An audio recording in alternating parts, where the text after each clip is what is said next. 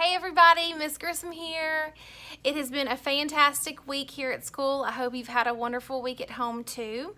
Today is Wednesday and the date is September 16th, 2020. Let's see if you can find that on a calendar. Look at my calendar. This is a calendar of the month September. Look at all those days. There are 30 days in September. See if you can find the 16th. Yep, you found it right there, Wednesday the 16th. When I'm looking at a calendar, I can find the day that it is, look straight up, and see that it's gonna be Wednesday. It is Wednesday. It's Wednesday today, and so anytime that you need to figure out what is the day of the week for whatever day that you're planning something on, you can go to that day on the calendar, look straight up the column, and you'll see what day of the week that it's going to be. So remember last time we talked about digital date. What is a digit again? Yeah, a digit is a number, okay? It's just a number. And so when we use a digital date, that's the date with all numbers. What was the number for September? Who remembers? We talked about it last video. January is the 1st, February, March, April, May, June, July, August, September. I need to paint my fingernails. September is the 9th. You see? 9th. All right, so when we write the digital date, we write 9 for September. All right, so today's the 16th, and the year is 2020, but when we write the digital date, we can just write a 20. All right, let's do some math. Last time we did hold on a second. I've got my kid here. He wants to show you a magic trick. Do you want to see one? Okay. This is Owen, and he wants to show you a magic trick. All right, I'm going to make this disappear, or let me make it reappear first. I'm going to make this paintbrush disappear in 3, 2, 1. Now I'm going to bring it back. Pretty cool. Thanks, Owen. Okay, so last time that we did a video, I showed you a word problem. It was an addition word problem. Remember, you had some frogs on the log and some more hopped on the log. So that's what we're going to do again today. I want to talk to you about some ways to do your word problems. Sometimes when we're doing word problems, we can count all of the things in the word problem and figure out our answer. And sometimes that's just not necessary. Sometimes we just don't have to count all of them. Okay, and so let's talk about some different ways that we can do our word problem. Let's look at what counting on would look like if we're doing a word problem and when we're showing our work, okay? Because that's when it's really important, is when we're showing our work and we're trying to do our math problem as quickly and as efficiently as we can. Okay, so read this problem with me, and then I want you to think about what to do. The dog has 8 bones buried in the yard. He buried 3 more bones in the yard. How many bones are buried in the yard now? Okay, so I'm going to read it again. The dog has 8 bones buried in the yard. He buried 3 more bones. So how many bones does he have buried in the yard now? Let me show you what the counting on strategy would look like. So I'm going to start with 8 in a circle. Just a big old 8, because I know that there are 8 bones in the yard at first. That's the first thing that the story told me. And then 3 more is what happened next. He buried 3 more bones. So tell me if this looks like what happened in the story. Did he start with 8 bones in the yard? He did. And then he buried 3 more. So I just counted on 3 more. But that doesn't tell me the answer, does it? No, it says 8, 1, 2, 3. So what can I do to figure out the answer? Yeah, I can count them all, okay? So I'm just going to count on from 8 and figure out how many that is. 8, 9, 10, 11. Just like that, okay? So I still need an equation for what I did and an answer with label. Okay, let's do the equation first. What did I do? Yep, I started with 8 and I added 3 more bones, remember? So my equation is 8 plus 3 equals 11.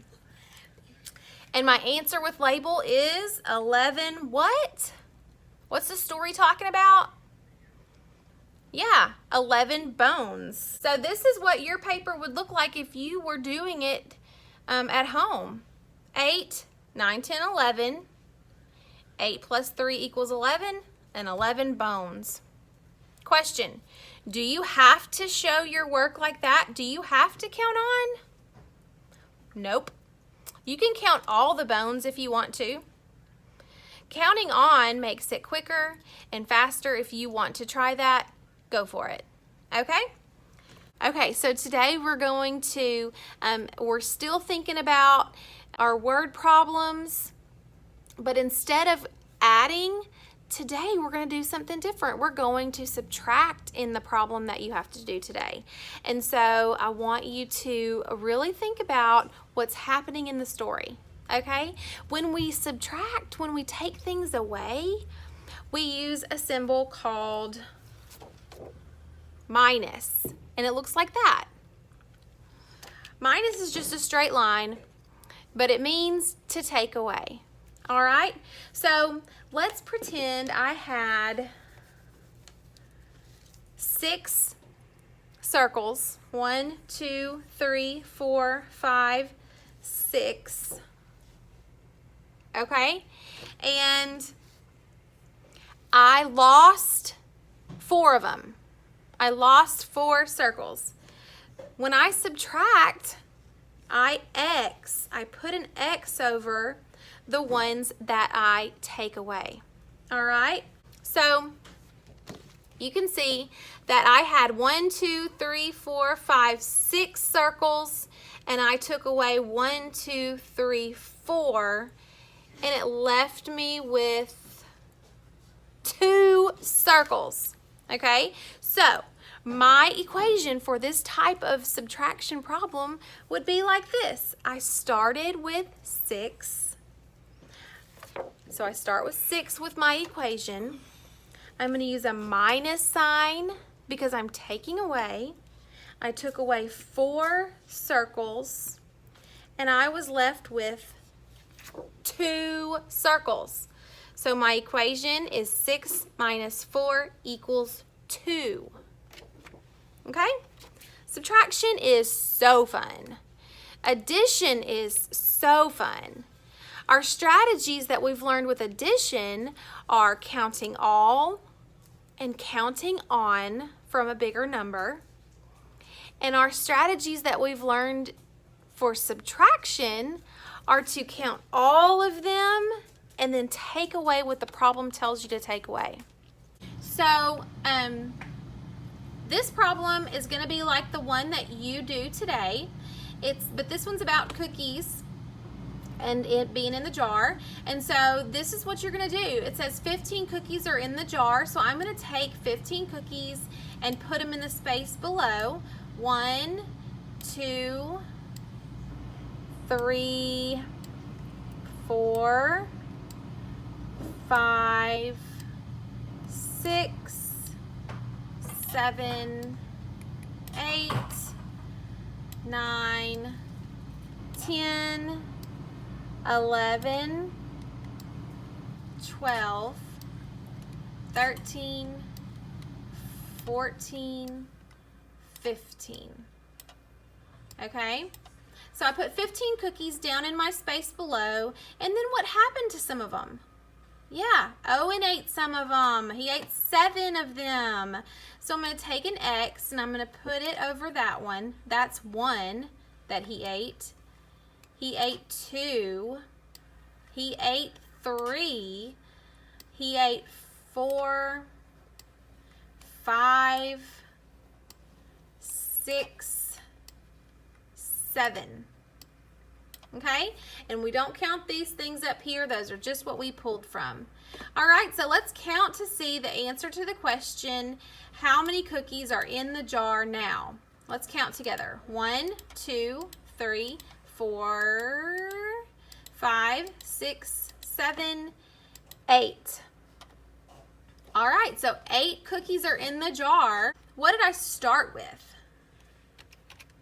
15 cookies. Okay, I started with 15, and then I'm going to use a minus sign because we're taking away. So I'm going to use a minus sign, just like that. And I took away 7 of them. And how many does that leave me? It left me with 8 cookies. And my answer with label is 8 cookies. Okay? And so you will have a problem very similar to this to do for your work today. I want you to make sure that you pull all the things down and then take away from there. Okay, so I hope that you learned a lot today doing our counting on strategy for addition and our counting all and then taking away strategy for subtraction. That's what we did today. I want you to use it. Use those strategies whenever you're doing addition or subtraction. Let your teacher know if you have any questions, and we will see you later. Have a wonderful day. Bye.